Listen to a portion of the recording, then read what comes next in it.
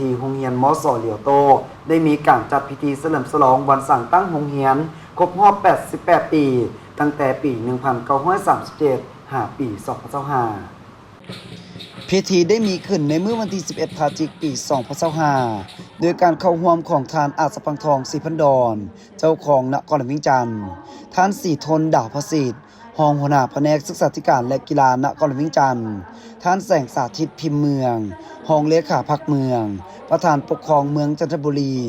และท่านสมประสงค์จันทวงศ์ประธานกลุ่มโรงเรียนสอนภาษาจีนทั่วประเทศทั้งเป็นประธานโรงเรียนมส.เหลียวโตพร้อมด้วยภาคส่วนที่เกี่ยวข้องเข้าร่วมในโอกาสนี้ท่านสมประสงค์จันทวงศ์ได้รายงานให้รู้ว่าโรงเรียนมส.เหลียวโตสร้างตั้งขึ้นในปี 1937 เป็นโรงเรียนที่มีการเรียนการสอนหลักสูตร2ภาษาลาวจีนสร้างตั้งโดยผู้อาวุโสชาวจีนที่อาศัยอยู่นครหลวงวิงจันทร์ซึ่งอยู่ภายใต้การคุ้มครองซี่นามของสมาคมจีนนครหลวงวิงจันทร์ในระยะ 88 ปีผ่านมาได้มีการยกย้ายเพื่อขยายตัวเป็นจำนวน 7 ครั้งมาฮอดปี 1966 จึงได้ยกย้ายมาในที่ตั้งปัจจุบันในศกศึกษาปี 2025-2026 นี้โรงเรียนมีพนักงานครูอาจารย์ทั้งหมด 215 คน ในนั้นมีครูสอนภาษาจีนท้องถิ่น 50 คน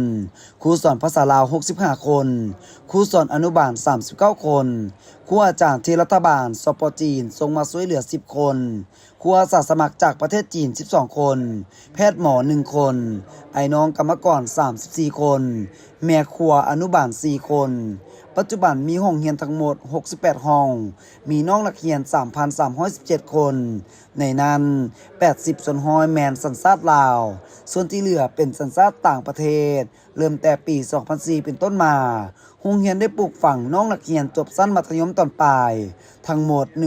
1,724 คน และได้ส่งต่อศึกษาคำเรียนชั้นปริญญาตรีอยู่ประเทศจีน 516 คน ในนั้นมีจำนวน 50 คนที่เรียนจบแล้วกลับคืนมาเป็นครูสอนอยู่โรงเรียน และปัจจุบันได้รับตำแหน่งเป็นรองอำนวยการแล้ว4ท่าน นักศึกษาอีกจำนวนหลายก็ได้เข้าเฮ็ดเวียกตามแขนงการภาคส่วนต่างๆเพื่อนำใช้วิชาความรู้ที่ตนได้ศึกษามาเข้าในการประกอบส่วนพัฒนาบ้านเกิดเมืองนอนของตนในโอกาสสำคัญดังกล่าวท่านเจ้าของนครหลวงวิงจันทร์ยังได้ขึ้นกล่าวย่องยอผลสำเร็จและอวยพรไซอันประเสริฐมายังโรงเรียนมส.เหลียวโตในโอกาสครบรอบ 88 ปี แห่งการสร้างตั้งและตอนท้ายพิธีก็ยังได้มีการมอบเงินสนับสนุนจากบรรดาศิษย์เก่ามูลนิธิเหลียวโตร่วมใจเพื่อการศึกษา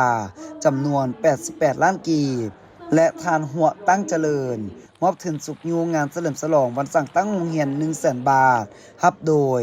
ทานสมประสงค์จันทวงศ์ประธานกลุ่มโรงเรียนสอนภาษาจีนทั่วประเทศทั้งเป็นประธานโรงเรียนมส.เหลียวโต